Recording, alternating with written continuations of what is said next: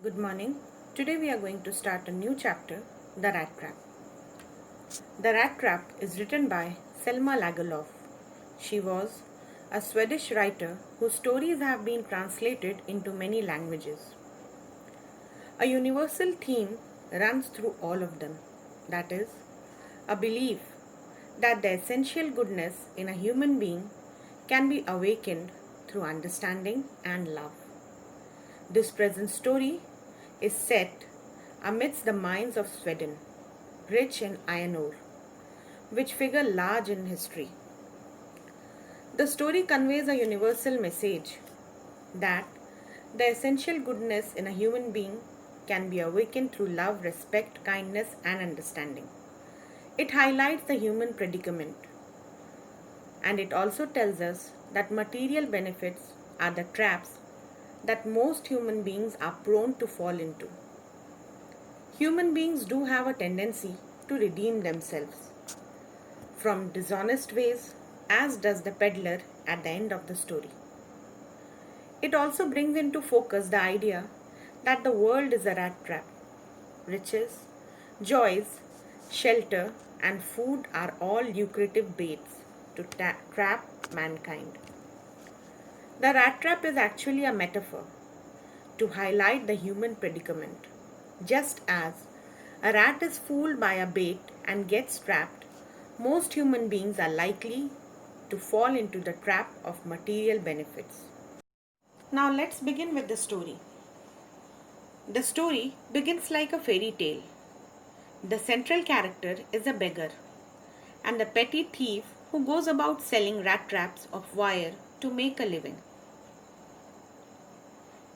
He found it difficult to make both ends meet, and that's why he started to beg and steal a bit to keep himself alive. His clothes were in rags, his cheeks were sunken, and hunger could be seen in his eyes. His life was sad and monotonous, and he had no company. One day, he was struck by an idea that the whole world was nothing but a big rat trap. It set baits for people by offering riches and joys, shelter and food, heat and clothing, exactly as the rat trap offered cheese. As soon as anyone let himself be tempted to touch the bait, the rat trap closed on him, and then everything came to an end. One dark evening, he was walking slowly with heavy steps when he saw a little grey cottage by the roadside. He knocked at the door to ask shelter for the night. The owner was an old man.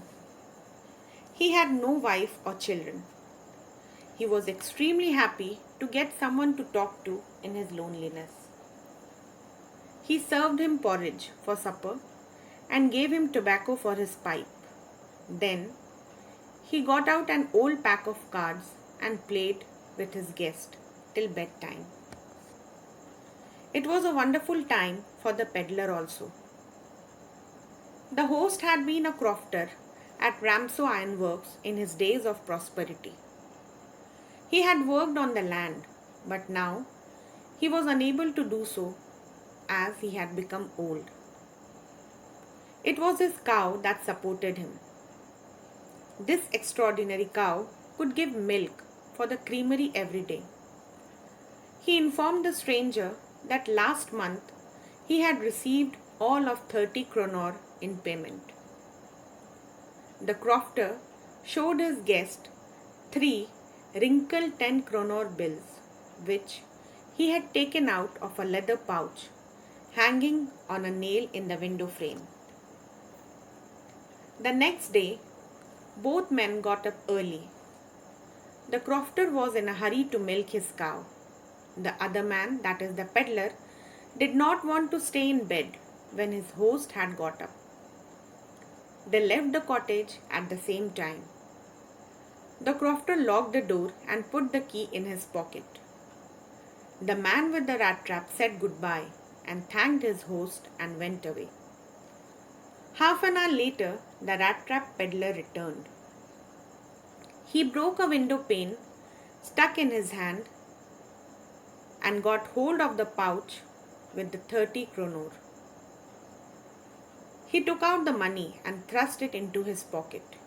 Then he hung the leather pouch very carefully back in its place and went away. Moving ahead with the story, after stealing 30 kronors, the peddler felt extremely pleased with his smartness. Then he realized that he dared not continue on the public highway, so he took to the woods. He got into a big and confusing forest. He kept on walking without coming to the end of the forest. He realized that he had not only been walking in the same path, but rather he was lost. He thought that he had let himself be fooled by a bait and had been caught. The entire forest seemed to him like a prison from which he could never escape. It was late in December. Darkness increased the danger. He sank down on the ground as he was quite tired. He heard the sound of hammer strokes, and finally he summoned all his strength, got up, and staggered in the direction of the sound. He reached a forge where the master smith and his helper sat near the furnace, waiting for the pig iron to be ready. There were many sounds around, like big bellows groaned, burning coal cracked, and on account of all these noises, the blacksmith did not notice that a man had opened the gate and entered the forge until the stranger stood close up to the furnace.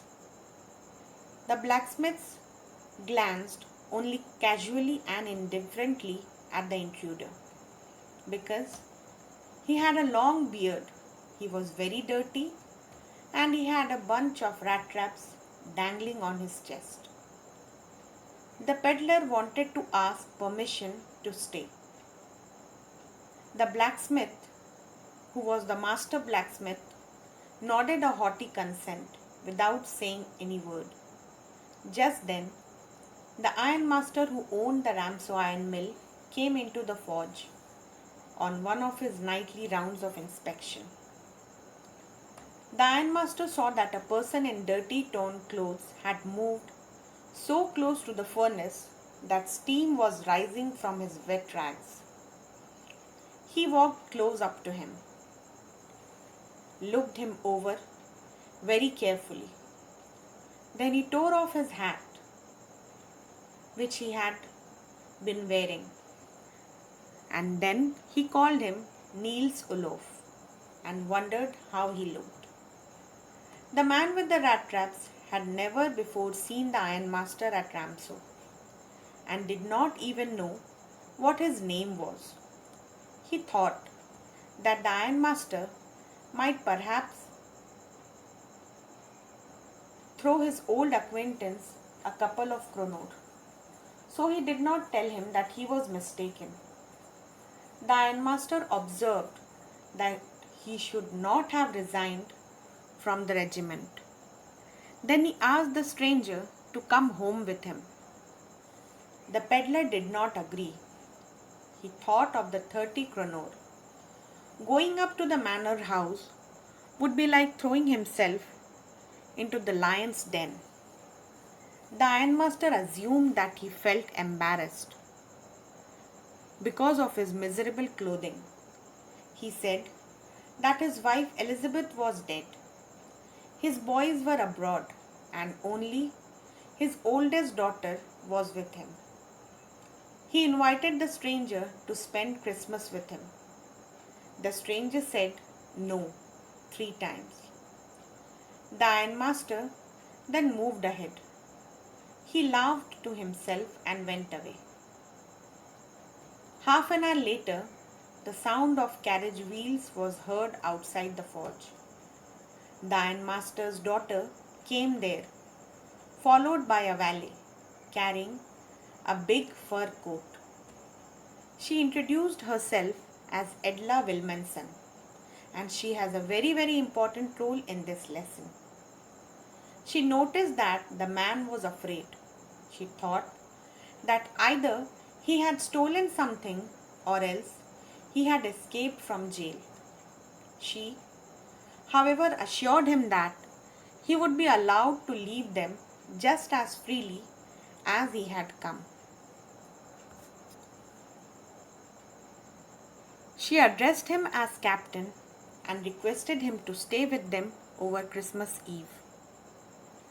She said this in such a friendly manner that the Rattrap peddler agreed to go with her. The fur coat was thrown over his rags and he followed the young lady to the carriage. On the way, the peddler thought that why he had taken that fellow's money. He was sitting in the trap and would never get out of it. The next day was Christmas Eve. The ironmaster came into the dining room for breakfast. He thought of his old regimental comrade, whom he had met so unexpectedly. He felt satisfied and happy, and he talked of feeding him well and giving him some honorable job. His daughter remarked that last night she did not notice anything about him to show that he had once been such an educated man. The ironmaster asked her to have patience and let him get clean and dressed up. Then she would see something different. The tramp came. The ironmaster asked her again that you will see the difference now. And the tramp manners would fall away from him with his tramp clothes. As the stranger entered in a good-looking suit of clothes, a white shirt with a starched collar and whole shoes. Although he was well groomed, the ironmaster did not seem pleased. He realized that he had made a big mistake last night. Now, in broad daylight, it was impossible to mistake him for an old acquaintance. The stranger made no attempt to dissemble. He explained that it was actually not his fault. He had never pretended to be anything but a poor peddler. He had requested the ironmaster to let him stay in the forge. He was ready to put on his rags and go away. The ironmaster thought that it was not honest on the part of the man and wanted to call the sheriff. The tramp then told the ironmaster that the whole world was nothing but a big rat trap. All the good things that were offered to him were nothing but cheese, and they tried to attract him.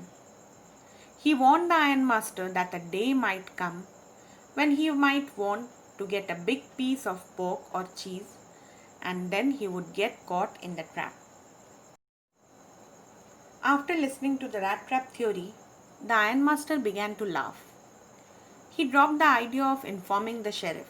However, he told the tramp to leave immediately and opened the door for him. Just then, his daughter entered and asked her father what he was doing. That morning, she was very happy. She wanted to make things better for the peddler. So, she spoke in favor of the vagabond. She wanted him to enjoy a day of peace with them, just one in the whole year.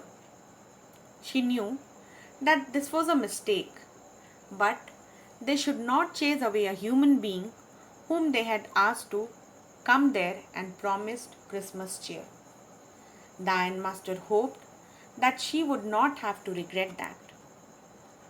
The young girl led the stranger up to the table and told him to sit and eat. The man did not utter a word, but helped himself to the food. He looked at the girl and wondered why she had intervened for him. Christmas Eve passed at Ramso. The stranger did not cause any trouble because He did nothing but sleep. They woke him up that he could have his meals. In the evening, the Christmas tree was lighted. 2 hours later, he was around once again to eat the Christmas fish and porridge. After getting up from the table, he went around and said thank you and good night to everyone. The girl told him that the suit he wore was a Christmas present, and she also told him that he is welcome to celebrate Christmas next year. The man with the rat trap did not answer. He only stared at the young girl in limitless amazement. The next morning, the ironmaster and his daughter got up early and went to Christmas service. They drove back at about 10 o'clock. The young girl sat and hung her head even more dejectedly than usual. At church, she had learned that an old crofter of the ironworks had been robbed by a man who went around selling rat traps. The ironmaster feared that the man might have stolen many silver spoons from the cupboard. As the wagon stopped at the front steps, the ironmaster asked the valet about the stranger. The valet told him that the stranger had left. He had not taken anything with him at all, but he had left a package for Miss Wilmanson as a Christmas present. On opening the package, she gave a little cry of joy. She found a small rat trap, and in it lay 3 wrinkled 10 kronor notes. There was also a letter addressed to her.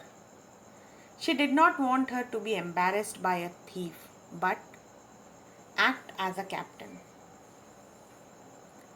He requested her to return the money to the old man on the roadside, who had money pouch hanging on the window. The rat trap was a Christmas present from a rat who would have been caught in this world's rat trap if he had not been raised to captain, because in that way he got power to clear himself. The story has a beautiful ending, and the letter, which was for Edla, was signed as Captain Von Stahl, and it was a gift from the peddler. I hope that you have understood the lesson. Please go through the PPT for better understanding. Thank you.